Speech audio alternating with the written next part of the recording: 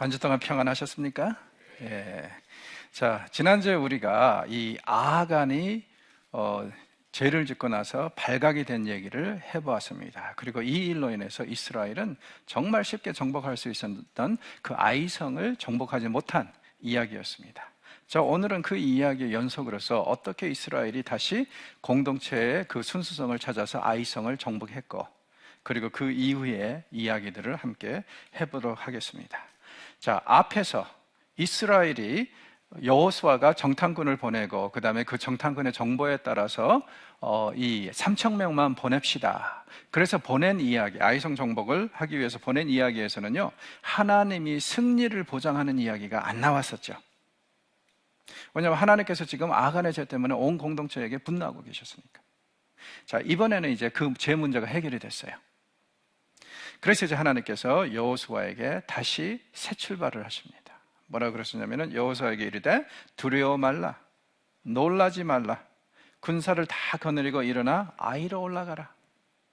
보라, 내가 아이 왕과 그 백성과 그 성읍과 그 땅을 다 내 손에 넘겨주었노라. 이번에는 이제 여리고 성처럼 어때요? 승리 보장이 있습니다. 하나님께서 약속하세요. 이번에는 분명히 또 승리할 거라는 거예요. 자, 그래서 이제 여리고성과 아이성이 하나의 쌍을 이루면서 어떻게 전쟁을 이길 수 있을 것인가, 어떻게 혹은 실패할 것인가를 분명히 보여줍니다. 이 둘의 차이는 뭐라고요? 말씀에 대한 순종, 공동체의 순수성, 이것이 굉장히 강조된다고 그랬습니다. 이번에 이제 순수해지고 다시 하니까 하나님께서 기회를 주시는 거예요. 그리고 2절에 보면은 이번에도 진멸을 행하라고 그러는데 조금 좀 다른 진멸을 행합니다. 여리고성에 비해서는요. 제가 그랬었죠. 진멸에는 수위가 지금 상황에 따라서 그때그때 다르다고요. 너는 여리고와 그 왕에게 행한 것이 아이와 그 왕에게 행하되 오직 거기서 탈취할 물건과 가축은 스스로 가지라. 너는 아이성 뒤에 복병을 들지니라. 자, 전에 여리고성에서는요, 짐승들까지 다 죽이라고 그랬죠. 이번에는 짐승들은 죽일 필요가 없대요. 사람들만 죽이래요. 그리고 짐승들과 그 다음에 나머지 노획물은 어떻다고요? 다 가져라. 이스라엘 백성들에게 나눠 가지도록 하라. 왜 이 두 성에 이런 차이가 있다고요? 여리고성 같은 경우에는 가나안 정복의 첫 열매입니다. 이것은 어떻게 보면 영원히 기념돼야 될 이스라엘의 트로피고 하나님의 트로피예요. 그래서 멸망한 상태로 그대로 보존이 돼야 됩니다. 그리고 더 나아가서 자, 생각해 보십시오. 첫 열매는 하나님께 속한 것이죠. 그래서 이스라엘이 여기에 손을 대면 안 되는 거예요. 첫 열매니까. 자, 그런데 이번에는 아이성은 첫 열매가 아니죠. 그러니까 이제부터는 너희들이 약탈물이 있고 노획물이 있으면 다 나눠 가지라. 그러면은 우리는 아하간의 죄에 대해서 이렇게 얘기할 수 있을 것 같아요. 아하간의 제일 큰 문제는 하나님을 앞서갔다. 그러니까 적절한 때가 되면은 하나님께서 이렇게 노획물을 나누게 해 주실 텐데 그걸 못 기다리고 못 참고 먼저 하나님이 하지 말라고 했는데 그 손을 댔다가 이런 일이 벌어졌다.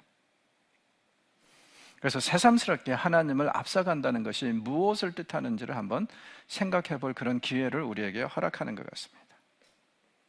여러분, 모든 것에는 때가 있습니다. 하나님께서 우리에게 명령하실 때 그것을 이해하려고 들고 그것을 어떻게든지 합리적으로 납득하려고 그렇게 노력할 필요도 경우에 따라서는 없어요. 왜냐하면 어떤 때는요, 하나님의 그런 명령이 이해가 안 될 때가 있어요. 그러니까 그걸 이렇게 계속 이해하려고 그러면 머리가 아픕니다. 납득이 안 가면은요, 그냥 순종하십시오. 그러면 언젠가는 그 모든 일이 다 의미가 있게 설명이 될 것이고, 그렇죠? 그리고 더 나아가서 또 여기서 말씀하신 것처럼 모든 것에 때가 있듯이 이해할 때도 있고, 그리고 어떤 때는요, 우리가 충분히 이해하고 동의할 수 있는 그런 명령을 주실 때도 있고, 우리가 이해하고 납득하기 어려운 그런 명령을 내리실 때도 있다는 거예요.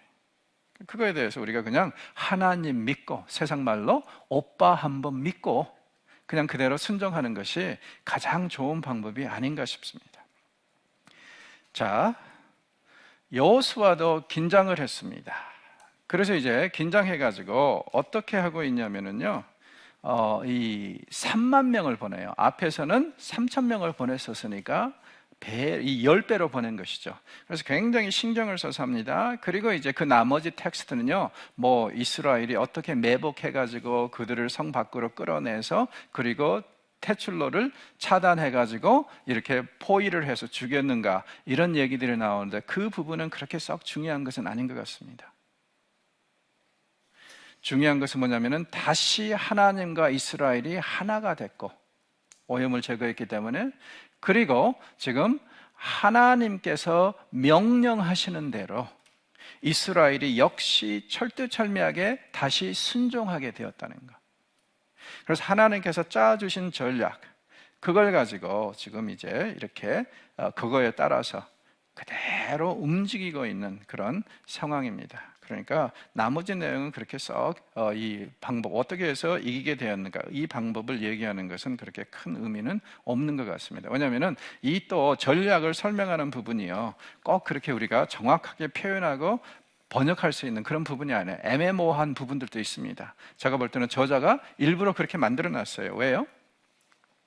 이 사건의 디테일이 그렇게 중요하지 않기 때문에. 이번에는 뭐가 중요하냐면 이스라엘이 다시 순종하게 되었다는 것, 그리고 이스라엘이 성전에 참여할 정도로 다시 온 공동체가 깨끗해졌다는 것, 그 점을 이제 강조하기 위해서 이 전쟁의 아주 세부적인 디테일은 거부하는 것 같아요. 왜 그럴까요? 만약에 이렇게 세부적인 디테일을 내놓으면 분명히 또 그런 사람들 나올 것 같아요. 이 전략을 모든 전쟁에 다 써야 된다. 그게 포인트가 아니거든요. 포인트는 어디가 있냐면은 이스라엘이 순종으로 아이성을 정복하게 되었다. 그 부분에 가 있어요. 자, 이날 이렇게 해서 죽임을 당한 아이성 사람의 숫자가 12,000명이라고 합니다. 25절에 보면은요. 자, 그런데 우리가 여리고성을 얘기할 때 그런 얘기를 했었죠. 여리고성 규모를 보면은 성 안에 한 2,000명 정도 살았을 것 같다. 그리고 성 주변에 몇천 명이 살았을 것 같은데, 그런데 재밌는 것은 뭐냐면은 아이성은 거기에 비해서 훨씬 더 작은 성이라고 그랬어요. 그런데 어떻게 해서 이 12,000명이 이날 이렇게 됐을까? 아마 이 두 가지 가능성을 우리가 고려를 해야 될 것 같아요. 성 안에는 사는 사람이 그리 많지는 않습니다. 원래 근동 지역에 보면은요, 항상 보면 그 성을 주변으로 사는 사람들의 숫자가 몇 배예요.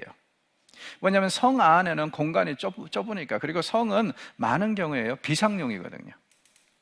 그래서 혹시 외부에서 적들이 쳐들어오면은 이 곡식을 추수하다가도 다 성 안으로 들어가는 거예요. 그리고 성 안에는 먹고 마실 물들이 비치가 되어 있습니다. 그래서 적들이 쳐들어오면은 곡식은 빼앗길지 몰라도, 추수해야 되는 그건 빼앗길지 몰라도 자기네들의 생명은 보존할 수 있도록, 그리고 적들이 적당히 취하고 떠나주기를 기다리는 것이 성이거든요. 그래서 이런 것이 이제 성이니까 주변에 많이 살았단 말이에요. 그 점이 이제 첫 번째 이슈고요. 두 번째 이슈는 이것도 생각해 보실 필요가 있는 것 같습니다.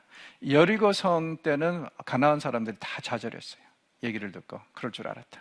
우리 정말 이제 큰일 났다. 그랬는데 며칠 전에 아이성이 이스라엘을 상대로 승리했다는 얘기를 듣고 가나안 사람들이 용기를 얻고 고무가 돼가지고 아이성으로, 자, 그렇다면 우리가 아이성과 함께 연합해서 저들을 한번 쳐볼까?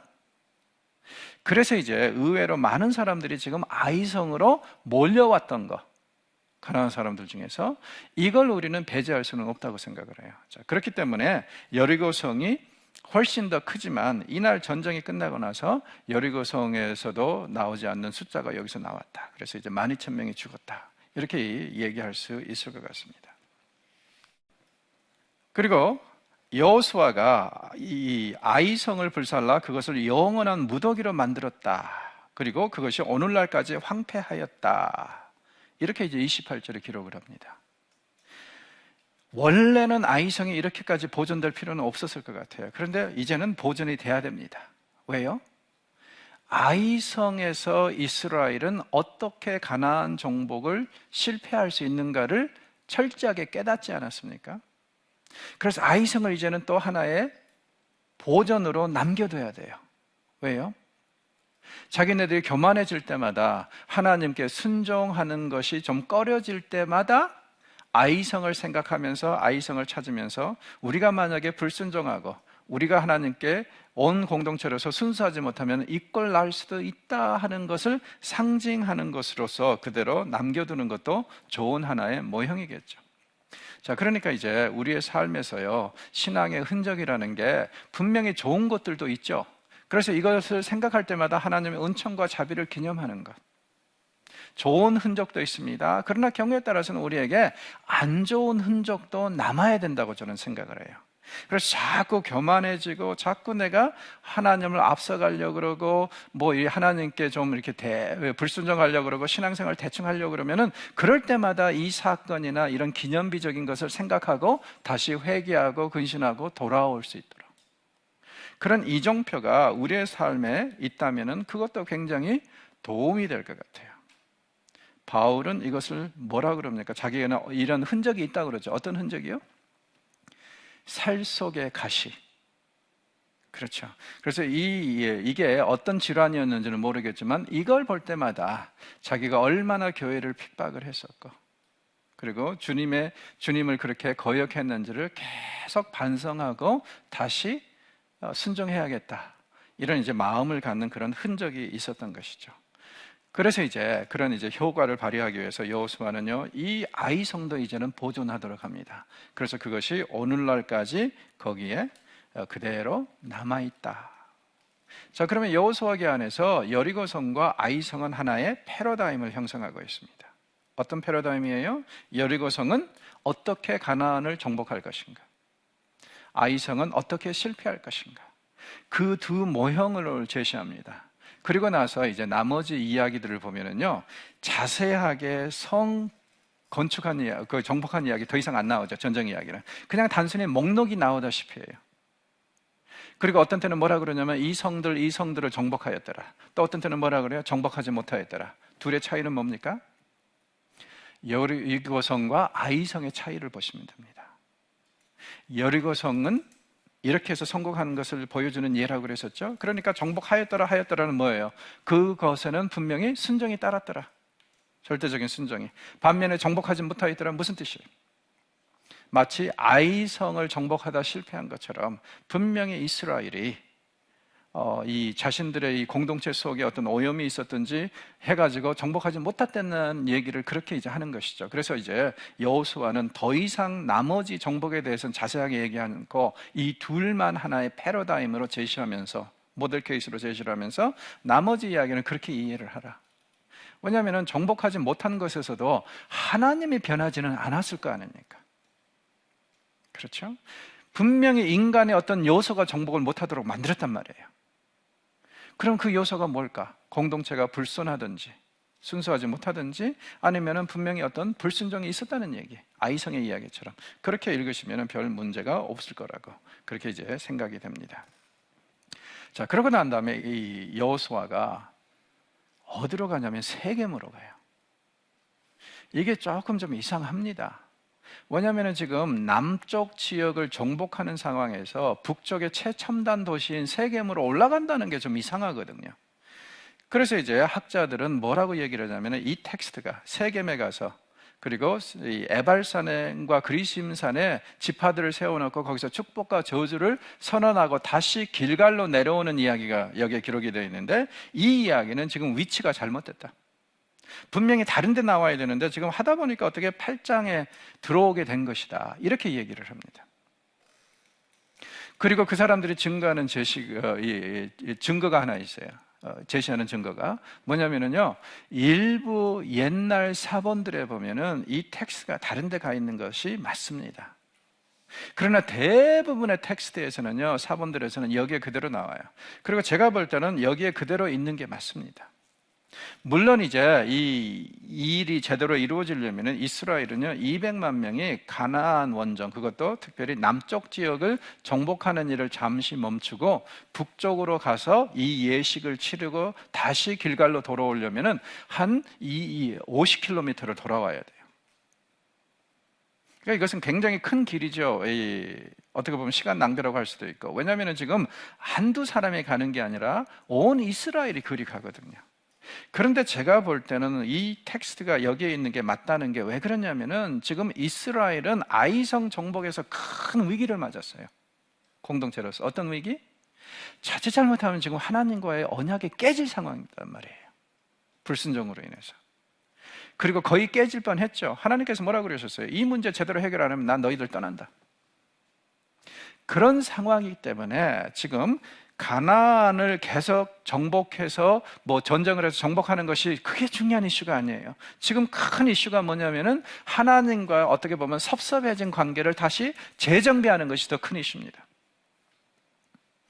그래서 제 생각에는요, 지금 잠시 가나안 정복, 특히 남쪽 지역을 정복을 멈추고 북쪽으로 올라가서 이 예식을 치르고 다시 내려와서 남쪽 정복을 계속했다. 이것이 이야기의 세퀀스가 더 맞다는 거죠. 왜냐하면 지금 이 사람들에게 중요한 것은 가나안 땅을 차지하느니 안 차지하느니 그게 아니라 하나님과의 관계를 다시 회복하는 것이 더 중요하기 때문에. 자, 내용을 보시면은 이제 여호수아가 에발산으로 백성들을 끌고 갑니다. 그리고 거기에 이제 새 연장으로 다듬지 않은 돌에다가 하나님의 율법을 다 쓰죠. 그리고 거기서 이제 예물을 드립니다. 그리고는 이제 거기서 예식을 거행하는데, 내용을 보면은 이제 그런 거예요. 이 에발산이 북쪽에 있는 산이고 그리심산이 남쪽에 있는 산인데, 이 두 산에다가 여섯 지파씩을 세워놓은 겁니다. 그리고 에발산을 향해서는 언약적 저주, 그러니까 너희들이 하나님을 불순종하면은 이렇게 어려움을 당할 것이다, 하나님이 이렇게 징계할 것이다, 저주할 것이다, 이런 내용들을 선포를 하고, 그 다음에 남쪽 그리심산에 있는 여섯 지파에게는 하나님께 순종할 때 그들에게 임할 축복, 그러니까 자식들도 쑥쑥 낳고 만수무강하고 이집트의 질병이 너희들을 치지도 않을 것이고, 너희들뿐만 아니라 짐승들도 아주 생산성이 높을 것이다, 풍요로움을 즐길 것이다, 이런 것들을 지금 그리심산에 있는 사람들에게 선포를 하는 것이죠.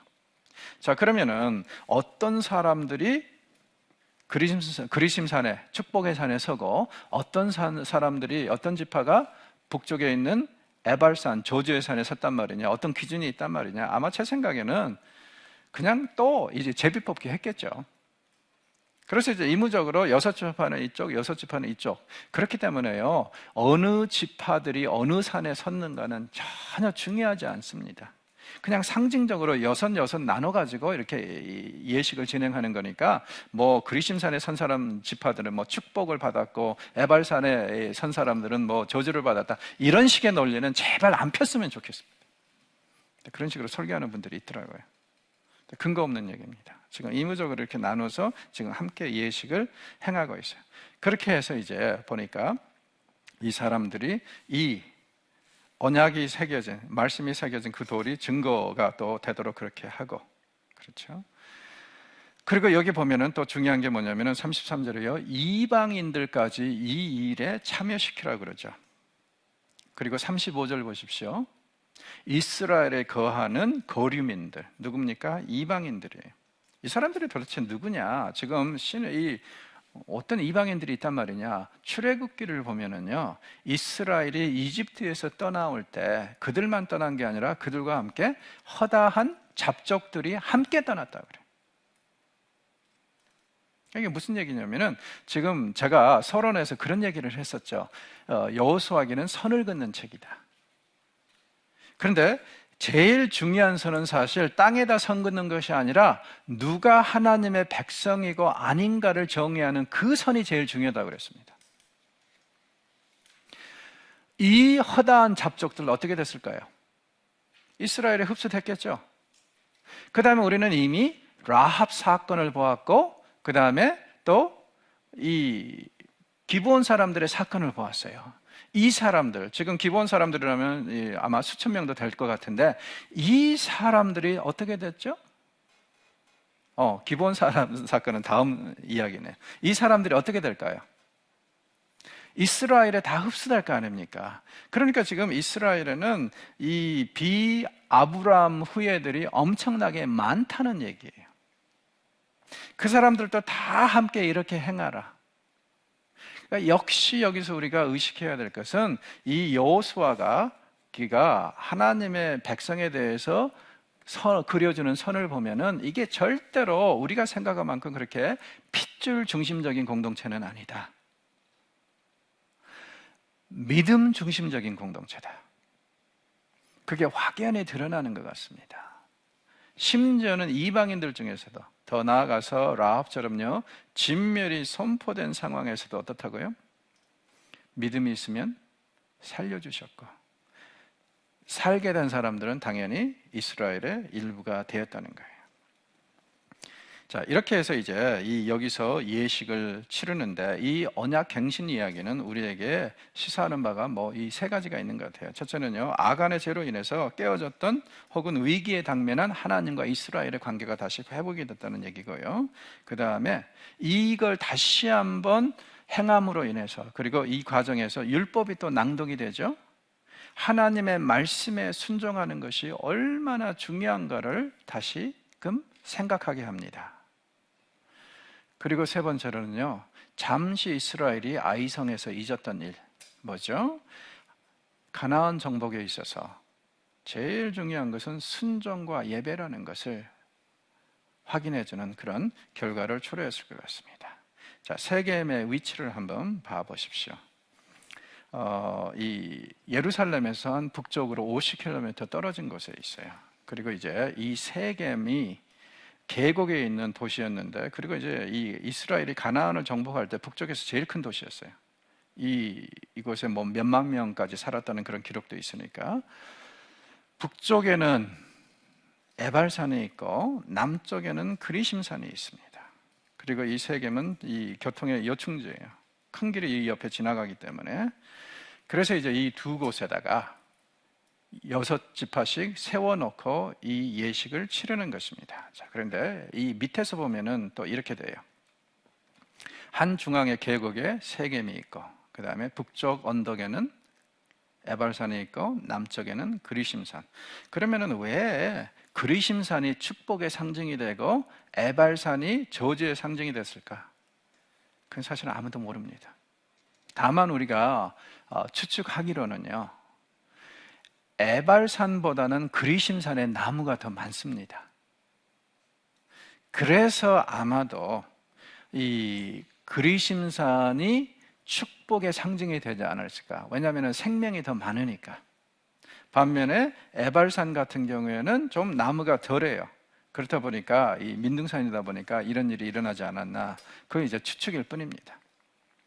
그리고 이제 이 세겜의 위치를 보면은요, 그 당시 세겜의 규모가 폭이 에발산과 그리심산 사이에 한 1.6km 정도 됐다고 그래요. 그리고 이제 이것은요, 마치 아주 잘 정비된 천연 야외 극장 같은 그런 아쿠스틱이 있었다고 그럽니다. 그러니까 이제 아쿠스틱이 좋은 데서는 어떤 일이 벌어지냐면 마이크 없이 몇백 명에게 혹은 몇천 명에게도 얘기하는데 다 전달되는 경우 있죠. 그래서 이제 이 에발산과 그리심산의 옛날의 그 구조와 위치가 이렇게 앰프시에터 같이요, 앞에서 살짝 얘기를 해도 양쪽으로 다 들을 수 있을 정도로, 그렇게 될 정도로 아주 천연적인 그런 극장 형태를 지녔다고 그래요.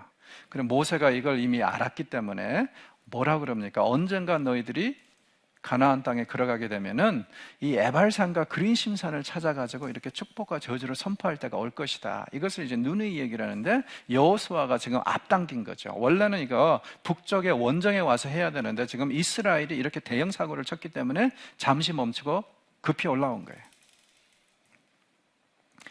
자, 그 다음에 이제 우리는 굉장히 인상적인 이야기를 또 접하게 됩니다. 그 장에 보면은 기브온 사람들이 어떻게 해서 살게 되었는가, 이걸 이제 회고하는 사건이 기록이 되어 있습니다.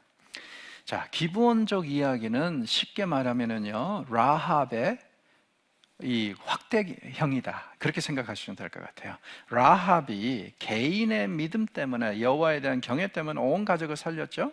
이번에는요, 기브온 사람들이 하나님에 대한 경외 때문에 어떻게든지 우리가 이스라엘하고 싸워서는 안 된다, 어떻게든지 살 길을 찾아보자 해가지고 살게 된 이야기예요. 자, 이 둘은 하나의 모형을 형성한다고 그랬었죠. 왜냐하면 라합은 개인적인 구원에 대해서 강조를 한다면 이 기브온 사람들의 이야기는 공동체적인 이 구원, 그리고 이 둘이 한 쌍을 이루면서 무슨 메시지를 전하고 있다고요? 설령 이스라엘, 이 가나안 사람들처럼 진멸이 선포된 상태, 진멸이 선포되면 다 죽어야 되는데 그런 상태에서도 하나님에 대한 경외와 두려움이, 믿음이 있으면은 개인적인 라합, 개인적인 구원도 가능하고 공동체적인 구원, 기브온 사람들 같은 그런 구원도 가능하다. 그래서 이것이 한 쌍을 이루면서 우리에게 전달하는 메시지는 뭐냐면은 가나안 사람들이 대부분 쫓겨나고 죽었지만 그럼에도 불구하고 어떻다는 거예요? 믿음이 있는 개인들이나 공동체는 다 하나님께서 살리셨다. 그런 이제 모형을 여기서 제시하고 있기 때문에 이 사건도 굉장히 중요하다고 우리가 얘기할 수 있을 것 같아요. 상황은 이렇습니다. 이스라엘 사람들이 가나안을 지금 정복하고 있다는 소식이 들려와요. 그랬더니 이 소식을 듣고 이 가나안 사람들은, 특히 왕들은요, 결집하기 시작합니다. 그리고 나중에 보면 31명의 왕들이 연합군을 이끌고 이제 싸우게 되는데 이스라엘 상대로 결집하기 시작해요. 자, 그런데 반면에 이제 기브온 사람들은요, 싸울 생각을 안 해요. 똑같은 정보를 듣고. 그러니까 여기서 우리는 죽게 된 사람들하고 살게 된 사람의 차이를 또 볼 수 있어야 돼요. 정보는 같습니다. 어떤 정보예요? 가나안을 지금 계속 이스라엘이 정복하고 있다. 그 정보를 받았는데 어떤 사람들은 결집해서 싸워보자 하고 어떤 사람들은 뭐라고 그래요? 그들하고 싸우면 안 된다. 그래서 어떻게든지 다른 방식으로 살 길을 생각해보자. 그러니까 같은 정보에 굉장히 다른 반응을 보이고 있다는 거죠. 그리고 아마 제 생각에는 지난주에 그 아이성 이야기에서 얘기했듯이요, 이 아이성 이야기가 이 가나안 지역에 퍼지면서 이 왕들이 아이성이 그 정도로 싸울 정도였다면 우리도 해볼 만하다 하고 그렇게 연합하는 연합체제가 형성이 됐던 것 같아요. 자, 또 한 가지 이 이야기를 읽으면서 굉장히 인상적인 게 하나 있습니다. 뭐냐면요, 왕들인 나중에 보면은 31명이 자기네들 백성들을 다 모아가지고 이스라엘을 상대로 싸운다 그랬죠. 기브온 이야기는요, 그 어디에도 왕 이야기가 없어요. 처음부터 끝까지 온 공동체가 함께 결정한 일이고 함께 죽고 사는 이야기로 나와 있지, 그 어디에도 왕에 대한 언급이 없어요. 아마도 내 생각에는 지금 어떻게 보면 기브온 사람들은 인류 최초로 민주주의를 한번 실현해보지 않았나, 그런 생각도 할 수 있을 것 같아요. 조심스럽게. 왜냐하면 그 어디에도 왕 이야기가 없으니까. 또 한 가지는 중요한 건 뭐냐면은 왕들은 이스라엘하고 싸울 수밖에 없어요. 왜요? 이권이 개입이 되어 있으니까. 반면에 이권이 개입이 되지 않은 공동체, 이 사람들은요, 사실은 누구의 지배를 받던 간에 자기네들이 살기만 하면 되죠. 그래서 왕이 없는 이 공동체가 현명한 결정을 내린다는 것. 이건 우리에게 또 역시 굉장히 중요한 교훈을 주는 것 같습니다. 한국 교회 보면은 지금 엉망진창의 교회들이 많죠. 양쪽에서 막 파벌이 일어나서 싸우고 엎고 뜯고. 자, 가만히 잘 보세요. 어떤 경우입니까? 대부분 다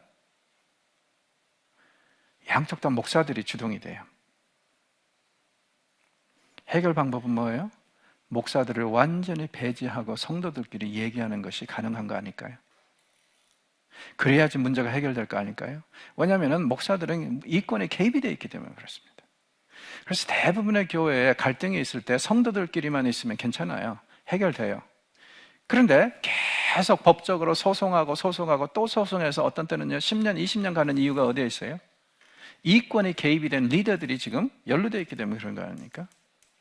이 기본 이야기가 역시 그렇다면요, 정말 말 그대로 현명한 결정은 그 이 성도들에 의해서 결정이 돼야 되고, 이 결정을 어떠한 경우에라도 리더들이, 이권이 개입되어 있는 사람들이 영향을 줘서는 안 된다는 것을 강조하는 것도 될 수 있을 것 같아요. 하여튼 뭐 믿거나 말거나 제 생각에는 그렇습니다. 자, 그래서 이 사람들이, 이제 이 기본 사람들이요, 어떻게 하면 살 수 있을까 하면서 아주 재밌는 일을 꾸며냅니다. 4절을 보십시오. 깨를 내어서 사신의 모양을 꾸미되, 그러니까 파송을 하는 거죠. 사람들을 헤어진 전대와 헤어지고 찢어져서 기운 가죽 포도주 부대, 이것을 나귀에 싣고 그 발에는 낡아서 기운 신을 신고 낡은 옷을 입고 다 마르고 곰팡이가 난 떡을 준비해서 보냈더라. 요즘 말로 하면 뭐예요? 새 신발을 갖다가 시멘트에 빡빡 밀어서 낡게 만들고, 그렇죠? 새 옷을 갖다가 막 이렇게 밟고 뭐 질질 끌고 해가지고 낡게 만들고, 그리고 오래전에 만들어 놓은 떡 일부러 곰팡이 피우게 하고, 그 다음에 삐짝 마르게 하고, 그리고 괜히 괜찮은 뭐 이렇게 이 가죽 부대, 이걸 또 막 밀고 낡게 만들어 가지고 마치 옛날 것처럼 그렇게 만드는 그런 상황이란 말이에요. 그리고 이제 여호수아를 찾아갑니다. 그러면서 하는 얘기가, 우리 멀리 왔는데, 아주 먼 곳에서 왔는데 우리하고 동맹 조약을 맺읍시다. 자, 여기 이제 대본에 여호수아가 호응하면 안 되겠죠. 그래서 이제 이스라엘 사람들이 한 번 더 물어봅니다. 뭐라고 그러냐면, 너희들 어디서 왔느냐? 가만히 생김새를 보니까 분명히 너희들 지금 이 주변에서 온 것 같은데, 즉 다시 말해서 우리가 다 죽여야 될 사람들 같은데 어떻게 우리가 너희들에게 조약을 맺을 수 있겠느냐? 그건 안 된다. 그렇게 얘기를 했더니 그들이 또 뭐라 그래요? 우리는 아주 멀리서 왔고 당신들의 종이라고 이제 하면서 또 슬쩍 얘기를 또 계속 했겠죠. 그 상황에서 이제 여호수아가 아주 노골적으로 물어봅니다. 근데 이제 이 사람들이 동문서답하는 것이 아주 재밌어요. 너희들은 누구며? 8절에 보니까 어디서 왔느냐? 여호수아와 이스라엘의 핵심 관심은 뭐예요? 어디서 왔느냐? 그렇죠? 바로 이 근처에 가나안 땅에서 왔으면 어떻게 돼요? 절대로 이 사람들하고 동맹을 할 수가 없죠. 자, 이 사람들이 대답하는 걸 보십시오. 당신의 하나님 여호와의 이름으로 말미암아 심히 먼 나라에서 왔습니다. 누구냐, 어디서 왔느냐 그랬더니 이 말을 슬쩍 비껴가면서 뭐라 그래요? 우리는 사실은 오게 된 이유가 뭐냐면은 당신 하나님 여호와 때문에 왔다. 우리가 그의 소문과, 하나님의 소문과 그가 애굽에서 행하신 모든 일을 들었다. 자, 잘 보십시오. 이야기의 초점이 어디서 왔느냐인데 어디로 가고 있어요? 왜 왔는가? 그렇죠? 왜 왔어요? 여호와 때문에 왔다. 여호와의 얘기를 듣고 왔다. 그러니까는 어디서 왔느냐, 이 이야기를요, 슬며시 이 질문을 돌아가고 있어요. 우리가 온 이유는 뭐냐면은 여호와 하나님에 대해서 들었다. 그리고 더 나아가서 하나님에 대해서 계속 얘기를 하죠. 우리는 그가, 하나님이 요단 동쪽에 있는 아모리 사람 두 왕, 곧 헤스본 왕 시온과 아스다롯에 있는 바산 왕 옥에게 행하신 모든 일을 들었음이니라. 그러므로 우리 장로들과 우리나라의 모든 주민이 우리에게 말하여 이르되 너희는 가서 이렇게 동맹을 해라. 이래서 왔다는 거예요. 자, 그러면은 이것은 완전 동문서답이죠. 어디서 왔느냐? 그런데 이 사람들은 어떻게 대답하고 있어요? 왜 왔는가를 얘기를 하고 있어요. 여호와 때문에 왔다. 그리고 또 재밌는 것은 뭐냐면은 지금 요단강 동편에서까지 있었던 일만 얘기를 하죠. 이 사람들 분명히 여리고성에 대해서 들었고 그 다음에 아이성에 대해서도 들었을 겁니다. 그런데 그 부분에 대해서는 침묵해요. 왜요? 지금 앞에서 뭐라고 그랬어요? 우리는 먼 길을 왔습니다. 그리고 지금 앞부분만, 요단강 동편에서 있었던 일까지만 얘기함으로 인해서 마치 어떤 분위기를 조성하고 있습니까? 그 얘기를 듣고 나서 우리가 그때 집을 출발했다 이거예요. 그래서 너희들이 가나안에 들어와서 어떤 족속을 어떤 땅을 어떻게 정복했는지 우리는 모른다. 다만 우리가 관심이 있는 것은 먼 데서 이렇게 올 정도는 왜 그러냐면은 하나님의 그 하신 일에 대해서 우리는 참 놀랍다고 생각했기 때문에 그때 옥과 바산이 무너졌다는 얘기를 듣고 집을 떠났다. 이런 분위기를 조성을 하고 있어요. 그러니까 그 이후로는 어떤 일이 진행되는지 우리는 모른다. 아주 굉장히 교묘하죠. 여러분, 사기를 치려면 이 정도는 쳐야 되지 않겠어요? 그렇죠? 아주 납득이 갈 정도로, 그리고 제대로 해야 되죠. 그러면서 우리가 조약을 맺으러 왔으니까 조약을 맺읍시다. 그리고 12절 보십시오. 여호수아가 절대 비껴갈 수 없는 그런 물증을 제시를 합니다. 이 물증을 보니까 뭐가 있어요? 곰팡이가 난 빵, 그렇죠? 그리고 13절 보십시오. 찢어진 포도주 부대, 그리고 그들이 입고 있는 낡은 옷과 신고 있는 낡은 신발. 그러니 이거 뭐 정말 말 그대로 딱 여호수아가 보니까 어때요? 그 사람들이 하는 얘기하고 그 사람들의 모습이 딱 맞죠? 그러니까 사기를 치려면 이 정도까지는 쳐야 된다는 거예요. 아주 정확하게 물증까지 그렇게 제시를 하고 있어요. 자, 중요한 것은 뭐냐면 이 이야기에서요, 왜 하나님께서 기브온 사람들을 살리셨어요? 그들의 여호와에 대한 경외 때문에. 즉 다시 말해서 이 사람들은요, 진멸이 선포된 사람들 중에서 하나님을 믿고 두려워하는, 구원에 이를 만한 그런 믿음이 있었다는 것, 이것이 이야기의 핵심입니다. 자, 그래서 이제 딱 하죠.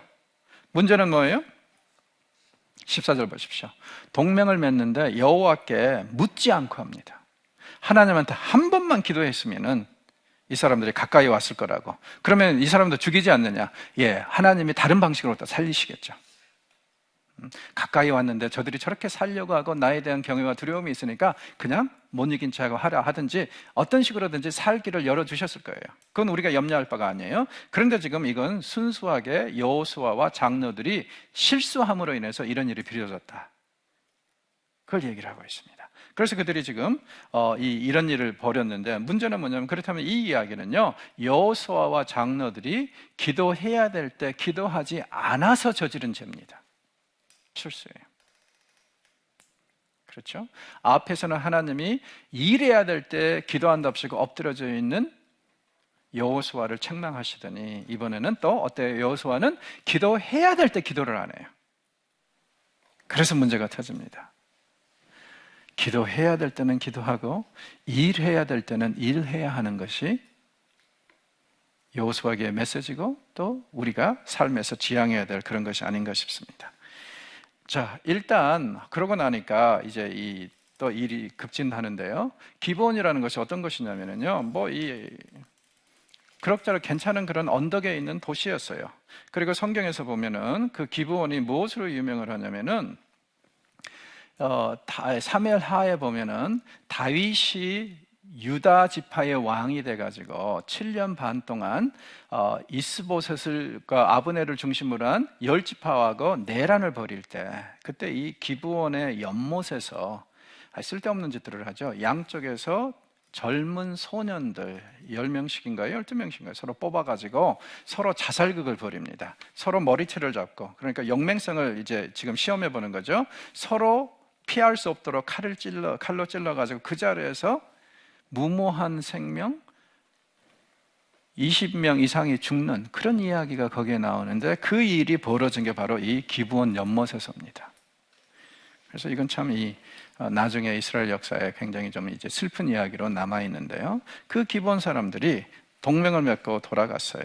근데 이제 사울 후에 이스라엘이 알게 됐습니다. 이게 사기극이었다는 거. 바로 보니까 어때요? 세상 말로 엎디디면은 배꼽 닿을 때 있어요. 그래가지고 이 부분에 대해서 이렇게 사람들이 리더십을 먼저 원망을 하죠. 여호수아와 이 장로들이 잘못했다, 기도 안 해서 그랬다고 막 원망을 하죠. 그리고 난 다음에 이제 회중들이 뭐라 그러냐면, 그러면은 일이 이렇게 된 바, 차라리 저 사람들을 우리 모든 사람들의 종으로 만들자. 그래서 우리가 물 깃는 일도 시키고 이렇게 하자. 그렇게 이제 얘기를 해요. 여호수아가 이제 데려다가 물어봅니다. 어찌하여 이런 일을 했느냐? 이 얘기를 하죠. 우리 이래이래서 당신을 속였습니다.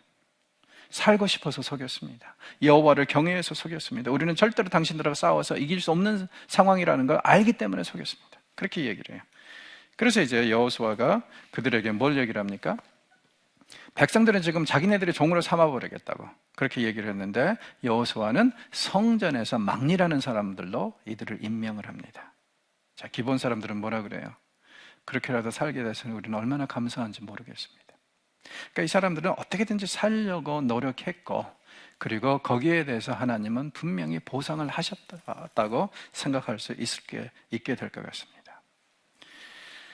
자, 이렇게 해서 이제 역시 이 기본 사람들도 이스라엘 공동체에 들어오게 된 이야기, 이것이 여기에 기록이 되어 있는데, 자, 우리가 생각해 봐야 될 것은 거짓말 이슈인 것 같아요. 종종 사람들이 거짓말에 대해서 너무 무조건 부정적으로 생각을 하다 보니까, 어떻게 하여 기본 사람들이 거짓을 행했는데 하나님이 축복하실 수 있단 말이냐, 이렇게 이제 논리를 제기하는 사람들이 있어요. 자, 라합의 이야기에서도 마찬가지였죠. 그래서 이제 여호수아기 안에서는 이 거짓말에 대해서 굉장히 이제 중요하게 두 번이나 나오는데, 이 이야기들이 강조하는 바를 잘 보십시오. 라합의 이야기에서도 우리가 보았고, 오늘 기본의 이야기에서도 보았는데, 이들이 거짓말을 하고 거짓을 꾸미게 된 동기가 뭐냐면은 여호와 하나님에 대한 경외 때문에 그래요.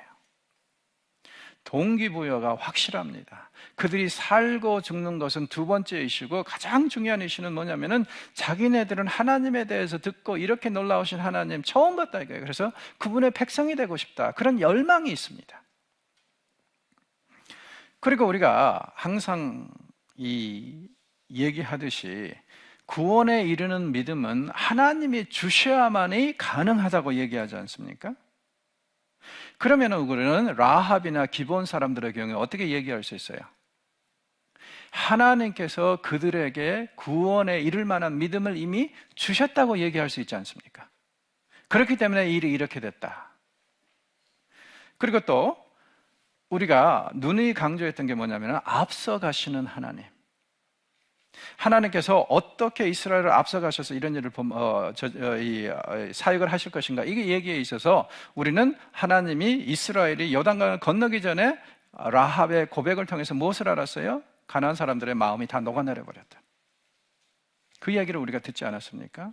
벌써 하나님이 앞서가는 일을 하고 계시는데, 녹는 것도 그렇고 기본 사람들이나 라합 같은 경우에는 그들에게 믿음을 준 것도 하나님이 앞서가서 하신 사역이라고 말할 수 있을 것 같아요. 자, 그래서 원래는 이렇게 속이고 동맹을 맺으면은요, 정 원하면 동맹을 깰 수 있어요.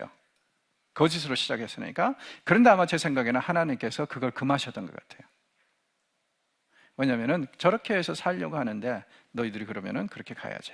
그리고 성경을 잘 보십시오. 이 외에도 거짓말을 해서 축복을 받는 사람들 이야기가 몇 군데 나옵니다. 뭐 대표적인 예가 이제 출애굽기 2장에 보면 산파들의 이야기죠. 바로가 산파들을 불러놓고 뭐라 그래요? 남자아이들이 나오면 다 죽여버려라, 비밀리. 그런데 안 합니다. 왜?